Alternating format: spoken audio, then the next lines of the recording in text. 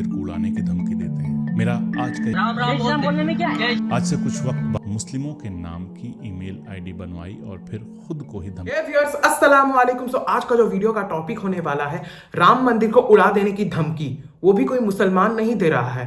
तो चलो कौन दे रहा है पता करते हैं। दो हिंदू लड़के मुस्लिम नाम से आईडी बनाते हैं और राम मंदिर को उड़ाने की धमकी देते हैं। मेरा आज का ये वीडियो बहुत से लोगों को नाराज करने वाला है, लेकिन मैं चाहता हूँ कि ये उन बच्चों के पेरेंट्स जरूर देखें जो अपने बच्चों को मस्जिदों के सामने डीजे बजाने वाली, तलवार लहराने वाली उन्मादी भीड़ के साथ भेजते हैं।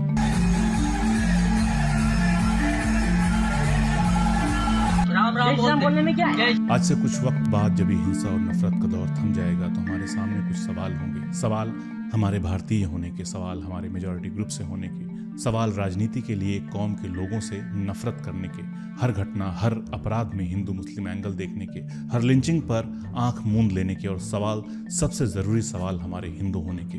वो हिंदू जिनके बारे में कहा जाता है कि दुनिया के बहुत से देशों से लोग आए, हमारे देश को लूटा, मार काट मचाई, लेकिन हमारी सभ्यता को ना मिटा सके, हमारी संस्कृति को ना मिटा सके। हमने किसी पर आक्रमण नहीं किया, अहिंसा परमो धर्मा के सूत्र को लेकर आगे बढ़े, वसुधैव कुटुंबकम का ज्ञान दुनिया को दिया और हमारे पुरखों ने दुनिया को दुश्मनों से भी मोहब्बत करना सिखाया। मगर आज कुछ हिंदू ही हिंदुओं की पहचान पर दाग लगाने की कोशिश कर रहे हैं और हमें से बहुत सारे लोग इसे छोटी मोटी घटना मानकर इग्नोर कर दे रहे हैं। मगर ये कोई छोटी मोटी घटना नहीं है, ये नफरत का बीज जो बोया जा रहा था पूरे देश में, उसका एक नमूना है। कैसे दो लोगों ने मुस्लिम नामों का इस्तेमाल करके राम मंदिर को उड़ाने की बात कर डाली। ये मानसिकता कहाँ से आई, आइए पहले जान लेते हैं पूरा केस, फिर बात करते हैं इस नफरती मानसिकता पर जो देश में तेजी से फैल रही है। ओम प्रकाश मिश्रा और ताहर सिंह ने जुबैर खान और आलम अंसारी के नाम से ईमेल आईडी बनाई और उस ईमेल आईडी से राम मंदिर, मुख्यमंत्री योगी आदित्यनाथ और यूपी एसटीएफ चीफ अमिताभ यश को बम से उड़ाने की धमकी दी। ये पूरी साजिश रची देवेंद्र तिवारी ने। देवेंद्र तिवारी सीएम योगी से नफरत नहीं करता, न उसका मकसद योगी को नुकसान पहुंचाना है, बल्कि उसकी तो योगी जी को फूलों का गुलदस्ता देते हुए फोटो भी है। लेकिन देवेंद्र तिवारी ने जो हरकत की है उसके मुताबिक वो मुस्लिमों से नफरत करता है। अब उसे नाम कमाना था लेकिन नाम हो नहीं पा रहा था। तब उसके दिमाग में आइडिया आया, ओम प्रकाश मिश्रा और ताहर सिंह से मुस्लिमों के नाम की ईमेल आईडी बनवाई और फिर खुद को ही धमकी भरा ईमेल करवाया। और ऐसा उसने पहली बार नहीं किया, इससे पहले भी उसने ऐसी धमकियां खुद को दिलवाई। पिछले एक साल में देवेंद्र ने 3-4 बार धमकी मिलने का दावा कर अलग अलग थानों में एफआईआर दर्ज कराई थी। किसी मामले में कोई तहकीकात नहीं हुई, मामले ने भी तूल नहीं पकड़ा। इसलिए इस बार उसने श्री राम मंदिर के साथ ही सीएम योगी और एसटीएफ चीफ का नाम जोड़ा ताकि मामला मीडिया की सुर्खियां बने और उसे सिक्योरिटी मिल जाए। लेकिन एसटीएफ ने उसका सच सबके सामने रख दिया। अब ये भी जान लें कि ये देवेंद्र तिवारी हैं कौन। लखनऊ के आलमबाग का रहने वाला देवेंद्र तिवारी भारतीय किसान मंच का राष्ट्रीय अध्यक्ष बताया जा रहा है। गौ सेवा परिषद एनजीओ भी चलाता है। देवेंद्र के आलमबाग के पते पर इंडियन इंस्टीट्यूट पैरामेडिकल साइंसेज के नाम से कॉलेज है। कॉलेज का सोशल मीडिया ताहर सिंह देखता है। ओम प्रकाश देवेंद्र का पीए है। देवेंद्र के कहने पर उनके ही पैसे से दोनों ने नाका में अमन मोबाइल सेंटर से 2 मोबाइल और सिम खरीदे। सिम में ताहर सिंह की आईडी का इस्तेमाल किया गया था।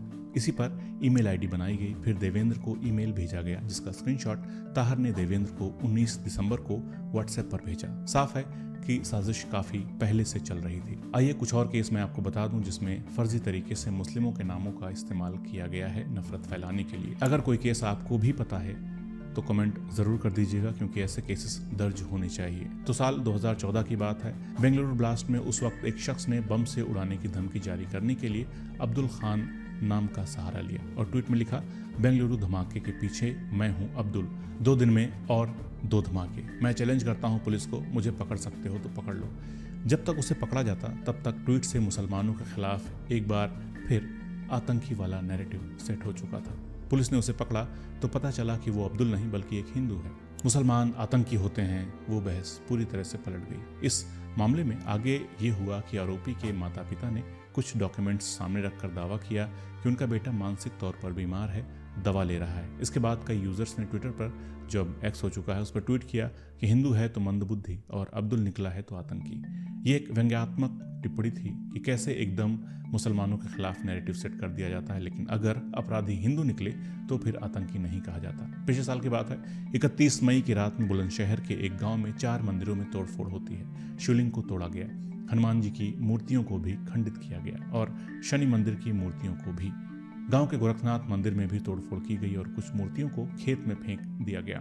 मंदिर में तोड़फोड़ होने से जाहिर सी बात है कि सेंटिमेंट्स हर्ट हुए होंगे और टेंशन फैलेगी।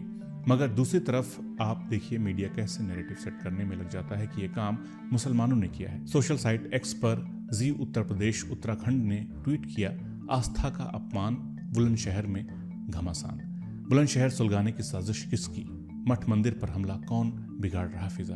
और साथ में जो वीडियो अपलोड किया गया था उस पर लिखा था यूपी में औरंगजेबी गैंग। आज तक के हैंडल से सुधीर चौधरी का वीडियो ट्वीट किया जाता है जिस पर लिखा है 131 साल पुराने मंदिर पर हमले की कहीं चर्चा क्यों नहीं। उस वीडियो में सुधीर चौधरी भी एक नैरेटिव सेट करते हुए कहते हैं, हमारे देश में अगर किसी मस्जिद पर या किसी चर्च पर कोई झूठी खबर भी आ जाए तो देश में दंगे भड़क जाते हैं, लेकिन मंदिर पर अगर हमला हो जाए तो हमारे देश में चर्चा तक नहीं होती। खैर, मामले में पुलिस की 5 स्पेशल टीमें बनाई गई। सरकार के निर्देश पर मंदिर में तोड़फोड़ करने वालों पर NSA यानी कि नेशनल सिक्योरिटी एक्ट लगाने की बात तक कह दी गई थी। काफी जांच पड़ताल के बाद मंदिर तोड़ने के 4 आरोपी पकड़े गए और मास्टर माइंड निकला हरीश उर्फ इलू। बाकी 3 के नाम थे अजय, शिवम और केशव। पुलिस को उन्होंने बताया कि मूर्तियां उन्होंने शराब के नशे में तोड़ दी थी। अब शराब के नशे में तोड़ दी, ये बात मान भी ली गई, तभी तो उन पर NSA नहीं लगा। अगर मुसलमान होते तो शायद NSA भी लगता और औरंगजेबी गैंग भी कहलाते। लेकिन कितना अद्भुत है ना कि शराब के नशे में 4 अलग अलग मंदिरों में जाकर मूर्तियां तोड़ी। ये भी वही बात थी, हिंदू है तो शराब के नशे में, अब्दुल होता तो शायद NSA लगता। दरअसल 1 दशक बीत चुका है, सोसाइटी में कमोबेश हर स्तर पर मुसलमानों को टारगेट कर उन्हें समाज से अलग थलग करने की साजिशें हो रही हैं। उनके खिलाफ नफरत फैलाकर हिंसा को बढ़ावा दिया गया है और इसी नफरत का फायदा अब कुछ आपराधिक किस्म के लोग उठाने लगे हैं ताकि उनको मुसलमानों का नाम बदनाम करके कुछ तवज्जो मिल जाए। हो सकता है कि पार्टी में कोई गली कूचा मंत्री भी वो बन जाए। मेन स्ट्रीम मीडिया ने सत्ताधीशों के बयानों के जरिए अब्दुल को लेकर एक और थियरी गढ़ ली है, लव जिहाद की कॉन्स्पिरेसी थियरी। इससे जहां खास पार्टी के नेताओं को माइलेज मिल रहा था, वहीं मीडिया को भी हिट्स और व्यूज मिलने लगे और उनके धंधे का रंग चोखा हो गया। प्रेम प्रसंग में हुई आपराधिक वारदातों को लव जिहाद का टर्म दे दिया गया, जबकि कई घटनाएं तो साफ तौर पर अपराध के दायरे में थीं और वैसे लोग अपराधी हैं। लेकिन मजहबी रंग से जब दुकान अच्छी चल रही हो तो फिर सच सामने कौन रखे। यहाँ फिर एक काल्पनिक नाम अब्दुल को टारगेट किया गया था और नैरेटिव के साथ एक सब नैरेटिव गढ़ा गया। कहा गया कि हिंदू लड़कियां शेरनी हैं, वो अब्दुल की चालों को समझ गई हैं, अब किसी अब्दुल के झांसे में नहीं आएंगे। इस तरह के मैसेज और कमेंट्स सोशल मीडिया पर भर भर कर आने लगे। इससे जहां मुसलमानों की इमेज को टारगेट किया जा रहा है, वहीं एक तरफ ये भी मैसेज दिया जा रहा था कि लड़कियां अपने धर्म के लोगों के साथ ही शादी करें, मतलब कि वो प्यार भी धर्म देखकर करें। इस तरह उधर के लोग भी कुछ हैं जो भगवा लव ट्रैप की बात करने लगे ताकि मुस्लिम लड़कियां भी हिंदू लड़कों से प्यार न कर सकें, उनका धर्म देखें।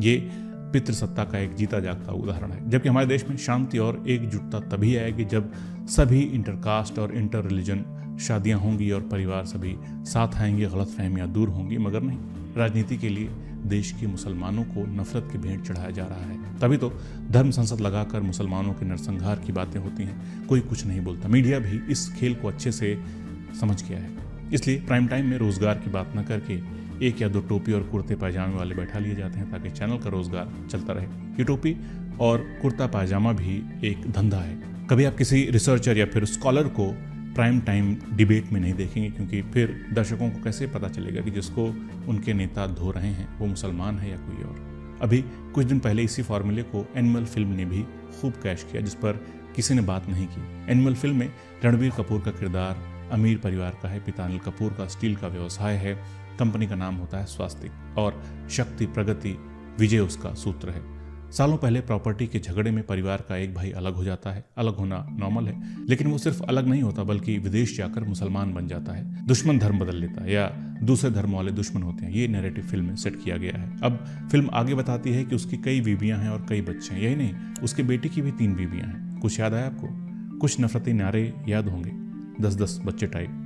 अब ये मुसलमान स्वास्तिक यानी कि स्टील कंपनी पर कब्जा करना चाहता है। वो बाकियों के लिए खतरा है, वो बेहद क्रूर है, बीवियों के साथ रेप करता है। अब इसका खात्मा करने के लिए संयुक्त परिवार के बाकी सदस्य एक साथ आते हैं। वे परिवार के एक ही बड़े मुसलमान दुश्मन को खत्म करते हैं। परिवार का सदस्य था, मगर कहानी में लेखक ने उसे मुसलमान बनाकर उस नैरेटिव को कैश कराने की कोशिश कर डाली जो देश में चल रहा है, यानी 20% के खिलाफ 80% को भड़काकर सत्ता पर काबिज रहने का नैरेटिव।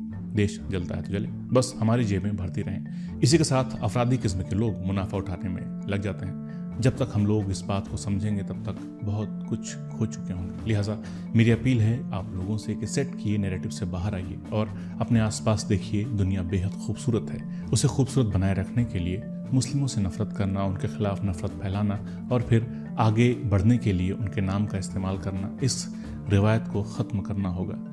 लोग मुझसे जब कहते हैं कि एक हिंदू होकर आप अल्पसंख्यकों की बात क्यों करते हो, तो मैं शर्म से कट जाता हूँ कि हमारे धर्म को इतना छोटा बना दिया गया है, जहाँ दूसरे धर्म के इंसानों के पीड़ा, उनके दुख दर्द को समझने के लिए मुझे उसके धर्म से होना पड़ेगा। नहीं, बिल्कुल नहीं।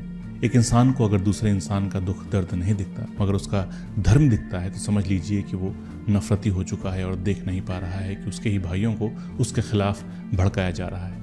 फेक न्यूज़, फर्जी कहानियों, मीडिया नैरेटिव और अब तो फिल्मों के जरिए भी इस देश में जहर घोला जा रहा है। क्या ये वही भारत है जो गर्व से अहिंसा परमो धर्म कहता था? शायद नहीं। इस देश की पहचान को बचाने के लिए हिंदुओं को ही आगे आना पड़ेगा, उन्हें ही सोचना पड़ेगा। मुझसे जो बन पड़ता है वो मैं कोशिश कर रहा हूँ और मैं चाहता हूँ कि हमारे हिंदू भाई चिढ़े नहीं, गुस्सा नहीं करें, विचार करें, सोचें कि आने वाला वक्त कितना भयावह हो सकता है उनके लिए, उनके बच्चों के लिए, आने वाली पीढ़ियों के लिए। हम मिलकर ही इस देश में शांति ला सकते हैं, सबको एकजुट कर सकते हैं। विचार से आप कांग्रेस से भाजपा या फिर आम आदमी पार्टी के हो सकते हैं, लेकिन संस्कार से हम सभी भारतीय हैं जो हिंसा का समर्थन कभी नहीं करेंगे, न देश दंगाइयों के हवाले करेंगे। किसी को तो रोकना ही होगा, कहीं तो रुकना ही होगा। उम्मीद करता हूं कि मेरा मैसेज आप लोगों तक पहुंच गया होगा। जल्द मिलते हैं एक नए वीडियो में। आप क्या सोचते हैं कमेंट करके ज़रूर बताइएगा। नमस्कार। रोहित भैया ने जो भी बोला है आप लोगों ने सुना ही होगा, कैसे मुसलमानों के ऊपर दाग लगाने की कोशिश कर रहा है सभी। और ये हिंदू मुस्लिम ये सब क्या है? हमारा देश को जाना ही जाता है कि यहाँ पे हिंदू मुस्लिम सिख ईसाई सब एक साथ रहते हैं, सभी भाई भाई हैं। और आप लोग अगर बॉर्डर में जाएंगे, इंडिया के बॉर्डर में जाएंगे, वहाँ पे कौन सिख है, कौन ईसाई है, कौन मुस्लिम है, उनमें से सबसे ज़्यादा आपको मिलेंगे मुसलमान। और आप लोग कहते हैं कि मुसलमान टेररिस्ट है। सपोज आप मान लीजिए आपके हॉस्पिटल में कोई एडमिट है, ठीक है, और वो उनको खून की बहुत ज़्यादा ज़रूरत है और एक मुसलमान भाई कहता कि मेरा ये खून ब्लड ग्रुप मैच कर जा रहा है, तो क्या आप नहीं लेंगे? क्या आप देखेंगे कि वो हिंदू है कि मुसलमान है कि क्या है? आप देखेंगे फिर उसके बाद खून लेंगे। ये जो आज जो पॉलिटिक्स चल रहा है ये हमारे देश को खत्म कर देगा। तो अभी आपके हाथ में है, आप क्या करेंगे? तो वीडियो अगर अच्छा लगे तो like, comment, share and subscribe कर देना मेरे चैनल को। फी अमानिल्लाह।